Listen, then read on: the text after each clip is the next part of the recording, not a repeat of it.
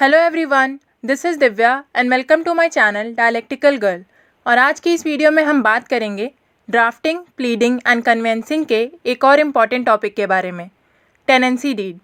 आज की इस वीडियो में हम जानेंगे कि टेनेंसी डीड क्या होती है, इसके एसेंशियल कंटेंट्स क्या होते हैं और इसको ड्राफ्ट कैसे करते हैं।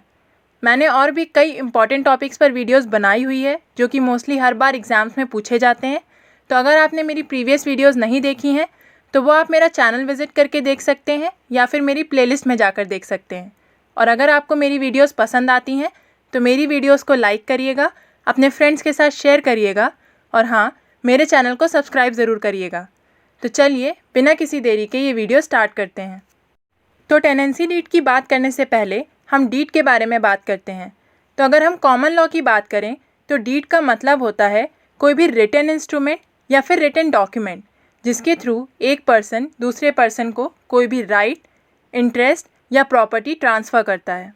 डीड कई तरीके की होती हैं, जैसे कि gift deed, sale deed, deed of partition, partnership deed, deed of family settlement, lease deed, mortgage deed and so on.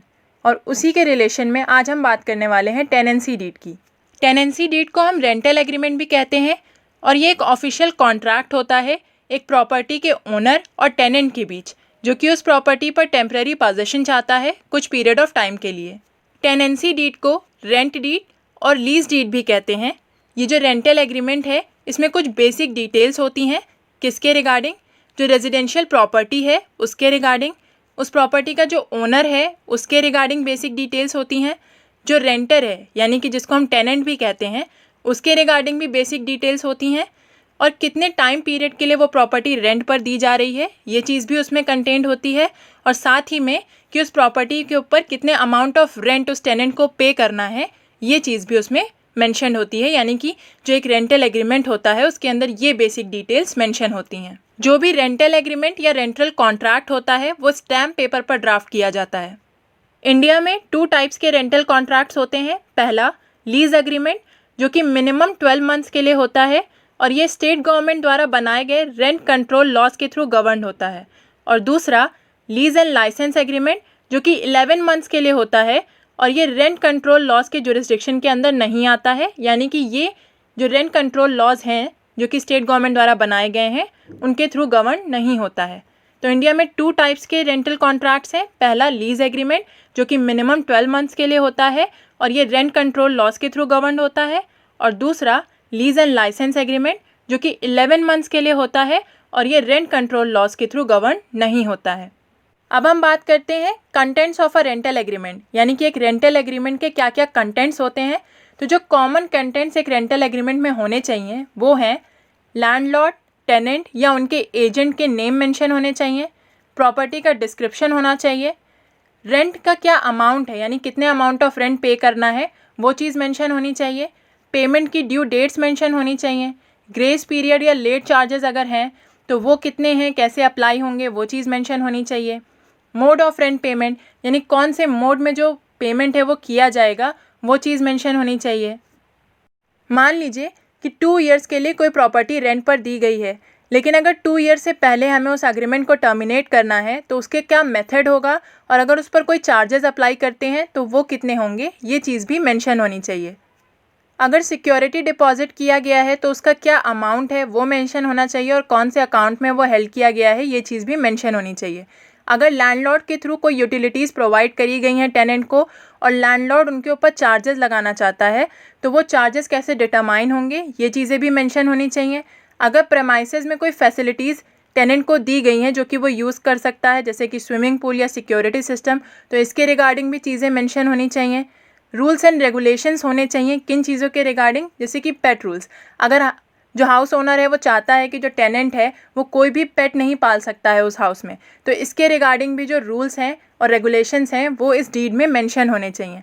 इसी के साथ साथ नॉइज़ रूल भी मेंशन होने चाहिए और अगर वो उन रूल्स को तोड़ता है तो उसके लिए क्या पेनल्टी होगी ये चीज़ भी मेंशन होनी चाहिए।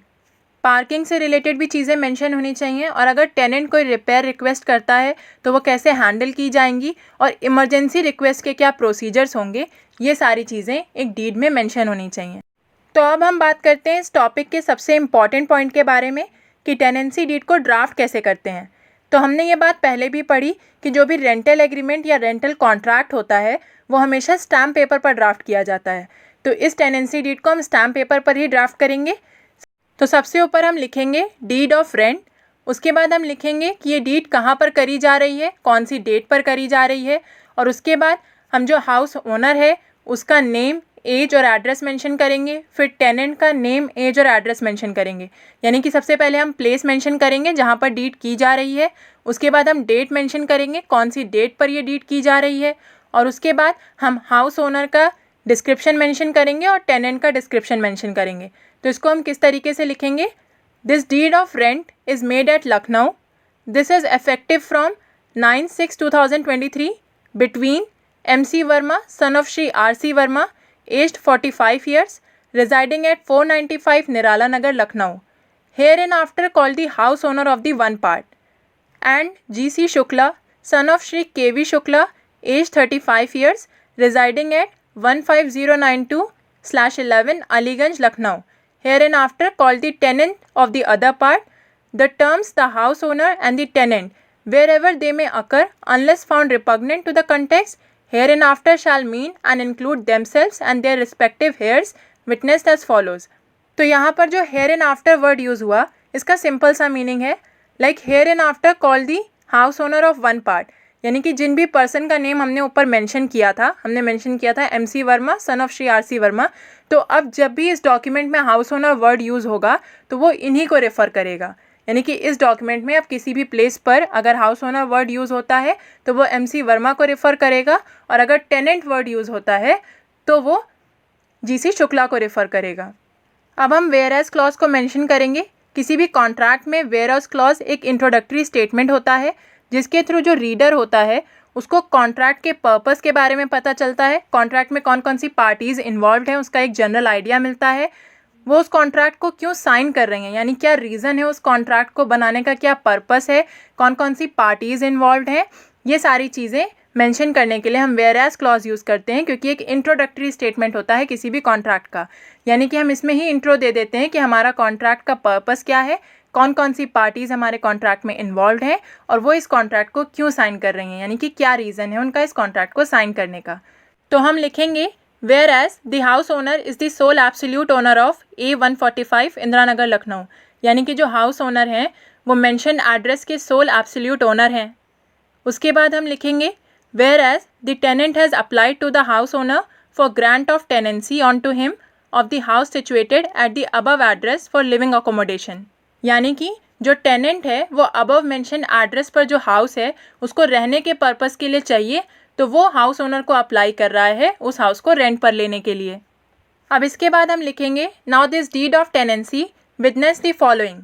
इसके बाद हम सारे पॉइंट्स मेंशन करेंगे जो कि हम अपनी डीड में मेंशन करना चाहते हैं कि टेनेंट क्या क्या चीज़ें कर सकता है, क्या नहीं कर सकता है, कितना अमाउंट ऑफ रेंट उसे पे करना है, मोड ऑफ पेमेंट क्या होगा, ये सारी चीज़ें अब हम मेंशन करेंगे।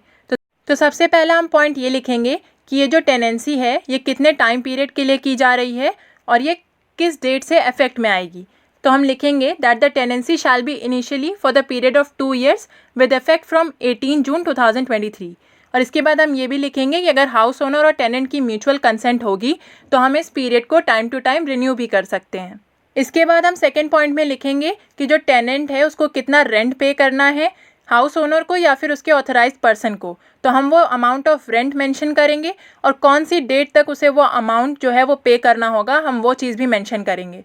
तो हम लिखेंगे that the rent payable by the tenant to the house owner और his authorised person in respect of the said premises, यानी कि जो अबव मेंशन्ड हाउस है, जो एड्रेस है, उसके रिस्पेक्ट में जो टेनेंट है उसे हाउस ओनर या फिर उसके ऑथराइज्ड पर्सन को जो रेंट पे करना है वो कितना होगा, shall be ₹8,000 only per month, which shall be payable on or before 11th of every year succeeding month, in addition to the above mentioned immovable property maintenance charges payable to association by the tenant every month।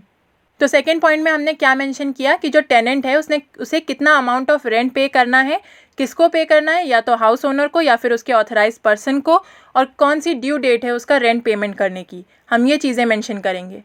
इसके बाद हम mention करेंगे कि जो tenant है उसने advance rent पे किया है ₹50,000 का हाउस ओनर को, और साथ ही में हम ये चीज़ मेंशन करेंगे कि जो ये एडवांस पेमेंट है, अगर टेनेंट उस हाउस को लीव करता है तो उस टाइम पर हाउस ओनर टेनेंट को ये एडवांस पेमेंट रिटर्न कर देगा, लेकिन कुछ चीज़ें कट करने के बाद। जैसे कि अगर कोई रेंट पेबल बचा हुआ है, यानी कि कोई ड्यू रेंट है, तो वो कट कर लेगा। Water charges, maintenance charges, electricity dues, या फिर अगर कोई डैमेजेस हुए हैं प्रॉपर्टी को, तो वो सारे चार्जेस कट करने के बाद जो अमाउंट बचेगा वो जो हाउस ओनर है वो टेनेंट को वापस कर देगा, जिस भी टाइम पर टेनेंट उस हाउस को लीव करता है। फिर हम मेंशन करेंगे कि जो हाउस है उसका separate normal 3 phase house hold electricity connection है, और जो टेनेंट है उसे मीटर रीडिंग के अकॉर्डिंग इलेक्ट्रिसिटी बोर्ड को बिल जमा करना होगा। फिर हम लिखेंगे कि जो कॉरपोरेशन प्रॉपर्टी टैक्स है और वाटर एंड सीवरेज टैक्स है वो हाउस ओनर के थ्रू पे किया जाएगा, लेकिन जो टेनेंट है उसे वाटर कंजम्पशन चार्जेस पीरियडिकली पे करने होंगे। फिर हम मेंशन करेंगे कि जो हाउस है वो गुड कंडीशन में है, और टेनेंट से ये एक्सपेक्ट किया जाता है कि जिस भी टाइम पर वो घर खाली करेगा वो उस टाइम घर को गुड कंडीशन में ही वापस करेगा, और अगर हाउस को कोई डैमेज होता है तो जो उसकी एक्चुअल कॉस्ट है वो टेनेंट के थ्रू पे की जाएगी। फिर हम मेंशन करेंगे कि जो टेनेंट है उसने अग्री किया है कि वो 6 मंथ्स के लिए मिनिमम स्टे करेगा उस घर में, और साथ ही में घर खाली करते टाइम उसे 2 मंथ्स प्रायर नोटिस देना होगा, यानी 2 महीने पहले उसे नोटिस देना होगा। अगर वो 2 महीने से कम का नोटिस देता है तो उसने इस चीज़ पर भी अग्री किया है कि वो हाउस ओनर को 2 महीने का जो रेंट है वो एडवांस में पे कर देगा, यानी कि अगर वो 2 महीने का नोटिस नहीं दे पाता है तो फिर उसे उस 2 महीने का जो रेंट है वो पे करना होगा। और साथ ही में हम ये भी मेंशन करेंगे कि जो हाउस ओनर है अगर उसे टेनेंट से घर खाली करवाना होगा तो वो भी उसे 2 महीने का नोटिस देगा। इसके बाद हम मेंशन करेंगे कि जो टेनेंट है वो किसी और को ये प्रॉपर्टी रेंट पर नहीं दे सकता है, चाहे तो कुछ पार्ट प्रॉपर्टी का या पूरी प्रॉपर्टी किसी और पर्सन को रेंट पर नहीं दे सकता है, और इस प्रॉपर्टी को उसे लिविंग पर्पस के लिए ही यूज़ करना है, वो इसे किसी कॉमर्शियल या इलीगल पर्पस के लिए यूज़ नहीं कर सकता है। फिर हम मेंशन करेंगे कि जो टेनेंट है उसने इस चीज़ पर अग्री किया है कि वो हाउस प्रमाइसेस को क्लीन रखेगा और हाइजीनिक कंडीशन में रखेगा, और साथ ही साथ जो सराउंडिंग एरियाज़ हैं उनको भी हाइजीनिक और क्लीन रखेगा। और साथ ही साथ टेनेंट ने ये चीज़ पर भी अग्री किया है कि वो प्रॉपर्टी में कोई परमानेंट स्ट्रक्चरल डैमेज या कोई चेंजेस नहीं करेगा हाउस ओनर की प्रायर कंसेंट के बिना। फिर हम लिखेंगे कि जो हाउस ओनर है उसके पास ये लिबर्टी है कि वो हाउस को कभी भी इंस्पेक्ट कर सकता है, या फिर जो उसका ऑथराइज पर्सन है वो भी जब भी उसे सही लगता है वो उस हाउस को इंस्पेक्ट कर सकता है।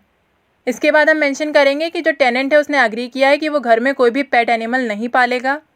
और एंड में हम मेंशन करेंगे कि जो टेनेंट है उसने एग्री किया है कि वो main door keys, bedroom keys, bulb with fittings, tube lights, ये सारी चीज़ें जब वो घर खाली करेगा उस टाइम पर जो हाउस ओनर है उसको हैंड ओवर करके जाएगा। यहाँ पर हमने मेन डोर कीज़ के बाद नंबर्स लिखा है, यानी कि कितने नंबर ऑफ़ कीज़ हैं ये भी वहाँ पर मेंशन होगा। तो जितने भी number of main door keys हैं, बेडरूम कीज़ हैं, बल्ब विथ फिटिंग्स हैं, ट्यूब लाइट्स हैं, और जो ईबी कार्ड है, वो जो टेनेंट है जब वो हाउस वेकेट करेगा यानी घर खाली करके जाएगा तब उसे ये सारी चीज़ें जो हाउस ओनर है उसको हैंड ओवर करनी होंगी। इसके बाद हम लिखेंगे in witness whereof both the parties have put their hands and signed on the day, month and year above written, यानी कि जो भी हमने ऊपर डेट मेंशन करी थी स्टार्टिंग में, उस डेट में जो ये पार्टीज़ हैं इन्होंने इस एग्रीमेंट को साइन किया है। इसके बाद हम हाउस ओनर का नेम मेंशन करेंगे, फिर विटनेस में हम टेनेंट का नेम मेंशन करेंगे और 2 विटनेसेस मेंशन होंगे। So that's all for today. I hope आपको आज की इस वीडियो के सारे पॉइंट्स अच्छे से समझ आए होंगे और क्लियर हुए होंगे। अगर आपको कोई भी क्वेरी है तो वो आप मुझे कमेंट सेक्शन में पूछ सकते हैं। अगर आपको ये वीडियो पसंद आई है तो do like this video, share this video with your friends, and yes, don't forget to subscribe to dialectical girl for more such educational content. Thank you for watching.